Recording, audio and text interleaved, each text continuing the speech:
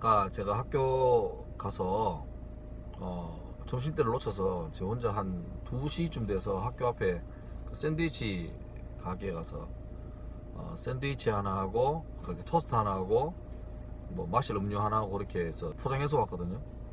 근데 잠깐 기다리는 동안에 거기에 한 3테이블 앉아 있었는데 학생들이 2테이블이고 약간 뭐 청년 한 테이블이었는데 내가 늘 느끼는 것 중에 하나가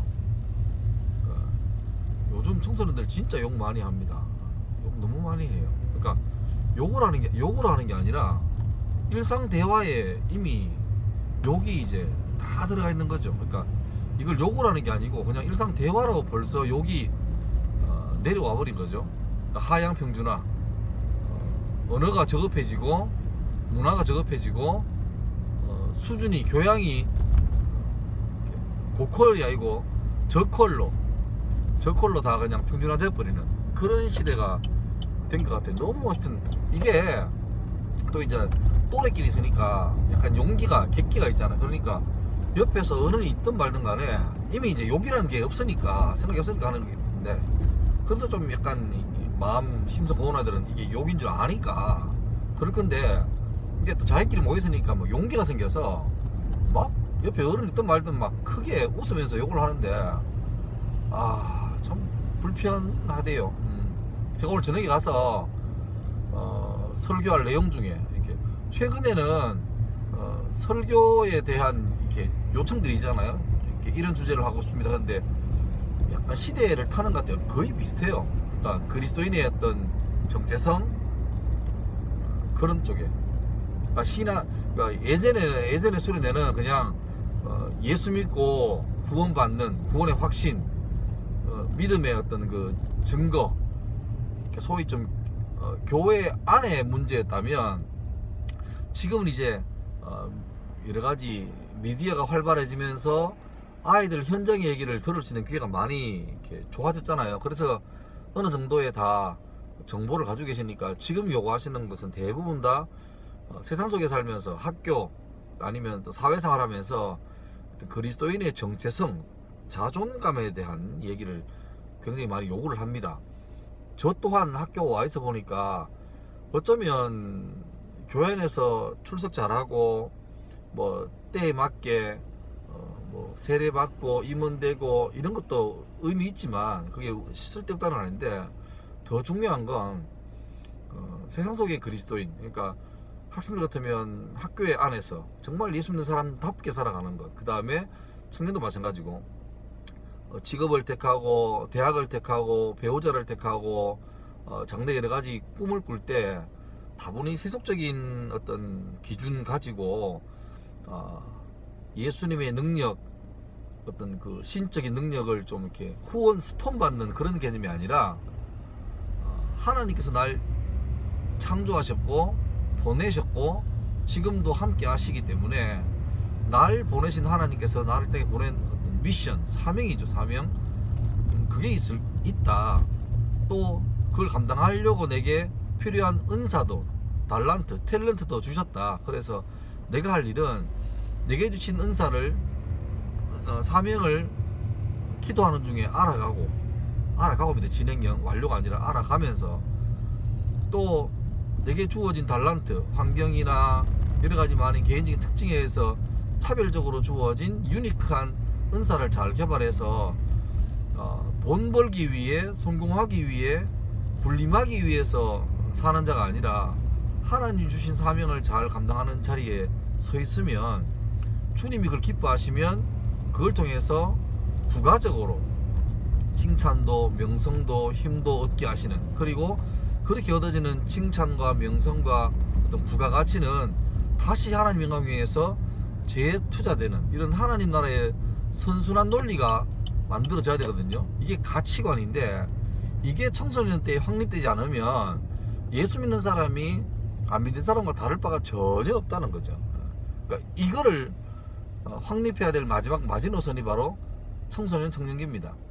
제가 그 얘기하면서 요새 늘 드는 게 뭐냐 하니까 로마 시대입니다. 로마 시대는 우리나라 신라도 마찬가지고 통일신라 말기도 마찬가지지만 극도의 향락과 부패, 타락, 음란이 일상화되어 버렸습니다. 그러니까 모든 할 수 있는 대로 모든 걸 동원해서 쾌락을 즐기려 했던 그런 시대가 됐죠. 그런 시대를 살았던 사람들. 근데 어쩌면 지금이 그런 시대가 아닌가 생각이 들어요.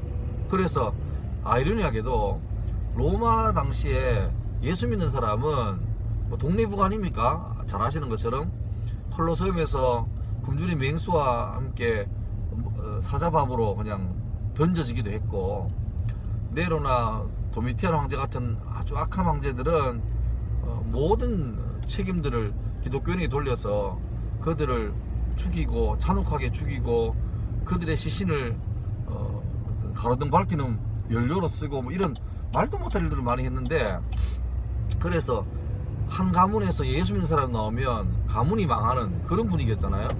근데 놀랍게도 그 당시만 해도 동성애나 이 성적인 타락인 극도에 달한 시대입니다. 그러니까 최근에 이게 발달한 게 아니라 역사를 같이 하는 그런 범죄인데, 아무리 자기도 그래왔고 자기 아들도 자기 딸도 그런 걸 알지만 부모 마음에 내가 우리 아들 결혼시켜야 되는데 그렇고 그런 애한테 보내기 싫은 게 솔직히 마음 아닙니까? 이기적인지 몰라도.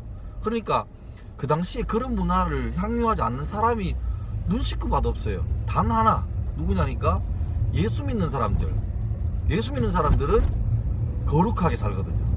그래서 말도 안 되지만 자기 가문이 멸망할 위기에 있으면서도 기어코 예수 믿는 사람을 납치같이 기어코 데리고 와서 자기 아들에게 자기 며느리로 삼는 그런 일을 있었잖아요.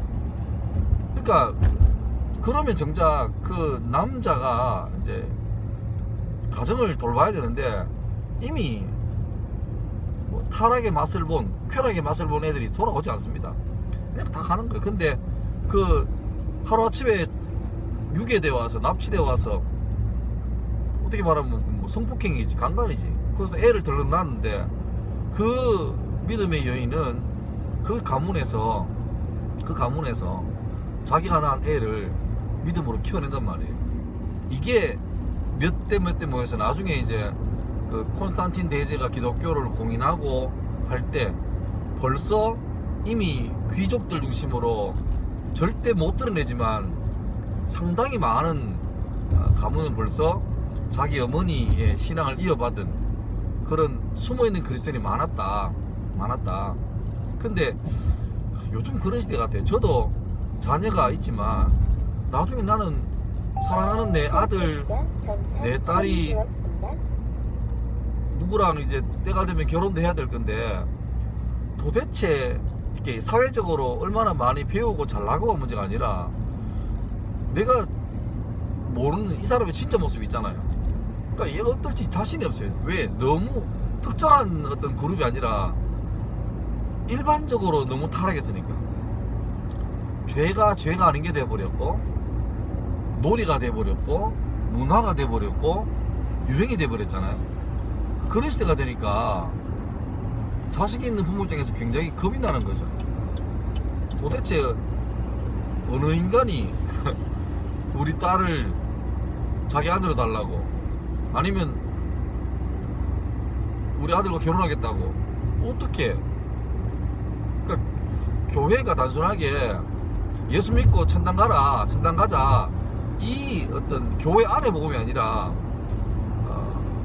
가치관 분명히 세워줘서 예수 믿는 사람이 어떻게 살아야 되는가, 왜 살아야 되는가, 어떤 방식으로 살아야 되는가, why, how, 또 무엇을 위해 살아야 되는가, 뭐 이런 것들에 대해서 분명하게 심어주는 사람으로 안 키워내면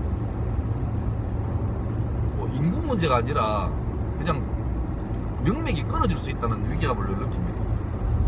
오늘도 저는 이제 그런 쪽으로 말씀을 전하러 갈 겁니다. 하여튼 혹시나 이 영상을 보시는 분들도 그분이 청소년이든 청년이든 부모든 사역자든 관계없이 그런 마음으로 좀 같이 살면 좋겠네요. 지금은 벌써 제가 어릴 때부터 말세지말이라는 얘기 많이 했거든요. 말세의 끝이라고. 근데 벌써 그런 지 벌써 30년 지났잖아요. 40년 지났잖아요. 요즘은 그런 말 잘 안 나옵니다.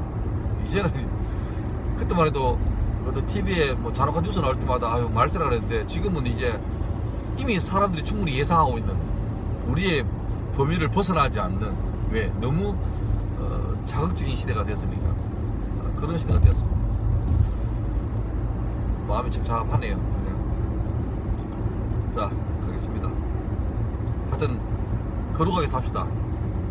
정직하게 살고, 그러니까 거룩하게 살고 정직하게 사는 게 구원받는 조건은 아니죠. 그런데 예수를 바로 믿는 사람은 정직함에 대한, 거룩함에 대한, 그러니까 이 땅에서 법으로 정한 어떤 기준이 아니라 훨씬 더 고차원의 기준, 고차원의 수준을 가져야 됩니다. 하나님께서 날 보신다는 그런 믿음으로 그렇게 살면 좋겠습니다.